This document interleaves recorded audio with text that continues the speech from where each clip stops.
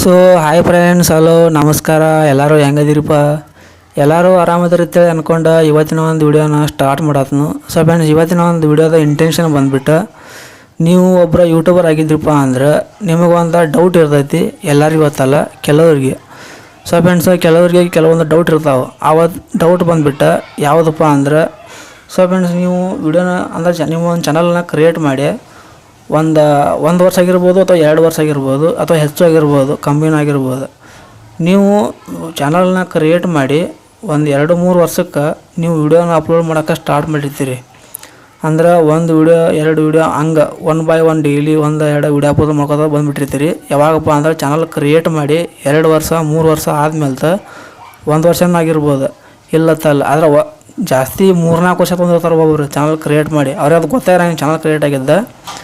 ಈಗ ನೀವು ನಾರ್ಮಲಾಗಿ ಹೇಳ್ತೀನಿ ನಿಮಗೆ, ಈಗ ನೀವು ಸಬ್ಸ್ಕ್ರೈಬ್ ಮಾಡೋದು ಮಾಡ್ತಿರ್ಬೋದು ನಾ ಇನ್ನೊಬ್ಬರಿಗೆ. ನಾರ್ಮಲಾಗಿ ಸಬ್ಸ್ಕ್ರೈಬ್ ಮಾಡೋದು, ಲೈಕ್ ಕೊಡೋದು, ಇದೆಲ್ಲ ಯಾವಾಗ ಆಕೈತಪ್ಪ ಅಂದ್ರೆ ನೀವು ಲಾಗಿನ್ ಕೊಟ್ಟ ಮೇಲೆ ಚಾನಲ್ನ ಕ್ರಿಯೇಟ್ ಮಾಡಿದ ಮೇಲೆ ನೀವು ಇನ್ನೊಬ್ಬರ ಒಂದು ವೀಡಿಯೋಗೆ ಲೈಕ್ ಕೊಡೋದು, ಸಬ್ಸ್ಕ್ರೈಬ್ ಆಗೋದು ಎನೇಬಲ್ ಆಕೈತಿ. ಸೊ ಫ್ರೆಂಡ್ಸ್, ಇದು ಗೊತ್ತಿಲ್ಲ ಅನ್ಕೋತೀನಿ ಭಾಳಷ್ಟು ಮಂದಿಗೆ.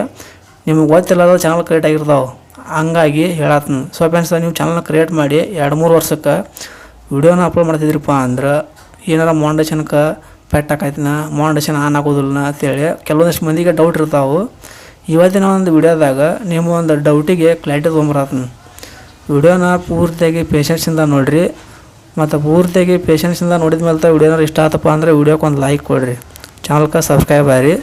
ಮತ್ತು ಮುಂದಿನ ಒಂದು ಟಾಪಿಕ್ಗೋಸ್ಕರ ನಮ್ಮ ಒಂದು ಚಾನಲ್ ನೋಟಿಫಿಕೇಷನ್ಗಳಿಗೆ ನಿಮಗೆ ಹೆಲ್ಪ್ಫುಲ್ ಆಗುವಂಥ ಕಂಟೆಂಟ್ಗಳು ಸಿಗ್ತಿರ್ತಾವೆ.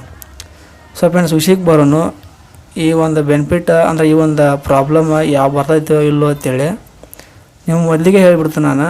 ನೀವು ಚಾನಲ್ ಕ್ರಿಯೇಟ್ ಯಾವಾಗ ಬೇಕಾದ ಮಾಡಿರಿ, ಅದಕ್ಕೆ ಕನ್ಸಿಡರ್ ಆಗಂಗಿಲ್ಲ.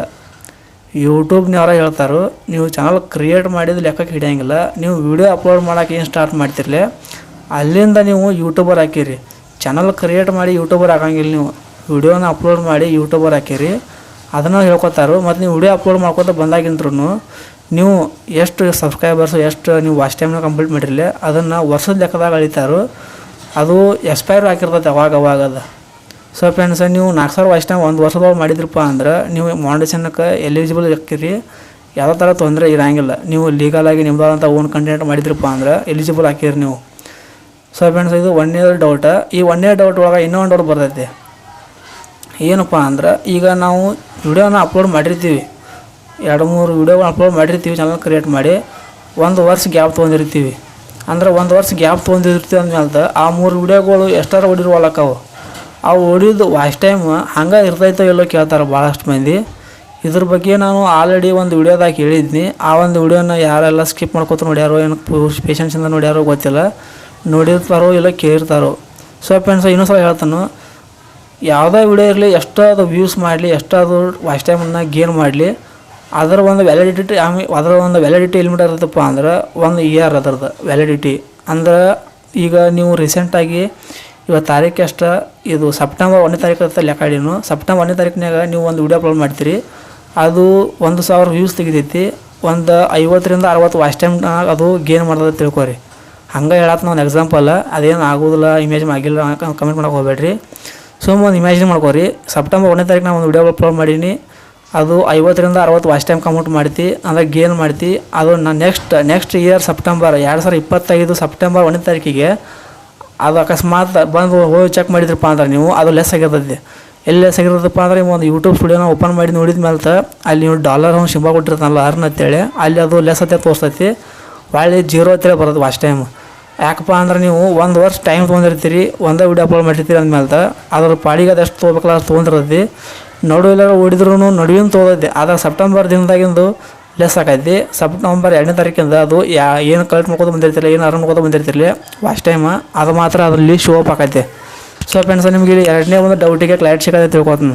ನೀವು ವಾಚ್ ಟೈಮ್ನ ಎಷ್ಟೋ ನೀವು ಅರ್ನ್ ಮಾಡಿರಿ ಲೆಕ್ಕಕ್ಕೆ ಬರೋಂಗಿಲ್ಲ. 1 ವರ್ಷ ಆದಮೇಲೆ ಅದು ಲೆಸ್ ಆಗೋದು. ನೀವು 1ನೇ ದಿನದ್ದು ಲೆಸ್ ಆಗೋದು, 2ನೇ ದಿನದ್ದು ಮುಂದಿನ ವರ್ಷ 2ನೇ ಒಂದು ತಾರೀಕಿಗೆ 2ನೇ ತಾರೀಕಿಗೆ ಈ ಹಿಂದಿನ ವರ್ಷ ಪ್ರೀವಿಯಸ್ ಇಯರ್ದು ಲೆಸ್ ಆಕೈತಿ. ಸೊ ಫ್ರೆಂಡ್ಸ್, ನಿಮಗೆ 2ನೇ ಒಂದು ಡೌಟಿಗೆ ಕ್ಲಾರಿಟಿ ಸಿಗೋದೇ ತಿಳ್ಕೊತೀನಿ. ಇನ್ನೊಂದು ಡೌಟ್ ಬರ್ತೈತಿ.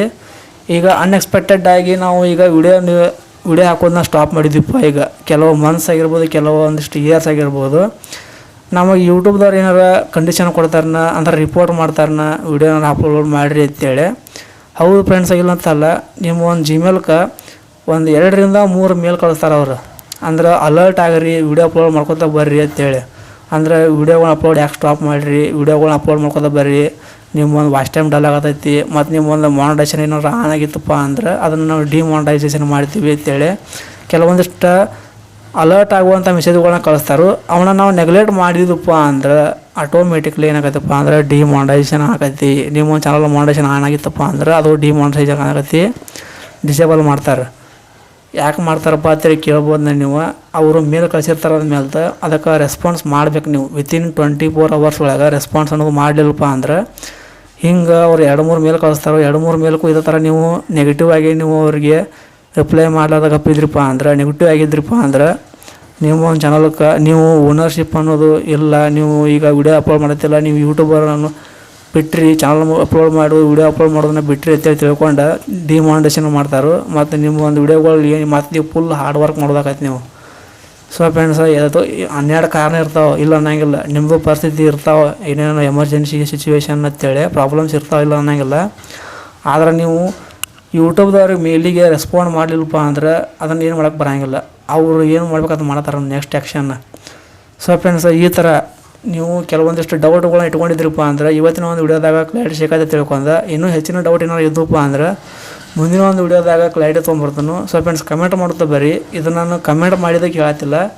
ಸೊ ಫ್ರೆಂಡ್ಸ್, ನನಗೆ ಕೆಲವೊಂದಿಷ್ಟು ಜನ ತಿಳ್ಕೊಂಡಿರ್ತಾರೆ ಏನು ಮಾಡೋದು, ಹೆಂಗೆ ಆ ಥರ ಪ್ರಾಬ್ಲಮ್ ಆದರೆ ಹೆಂಗೆ ಅಂತೇಳಿ ಕೆಲವೊಂದಿಷ್ಟು ಜನ ಪ್ರಾಬ್ಲಮ್ನ ಫೇಸ್ ಮಾಡ್ತಿರ್ತಾರೋ ಅವ್ರಿಗೂ ಸಹ ಆಗಿರ್ಬೋದು.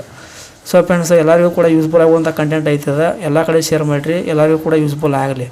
ಸೊ ಫ್ರೆಂಡ್ಸ್, ಮತ್ತು ಮುಂದಿನ ಒಂದು ಟಾಪಿಕ್ನಾಗ ಭೇಟಿ ಹಾಕೋಣ. ಅಲ್ಲಿವರೆಗೂ ಟಾಟಾ.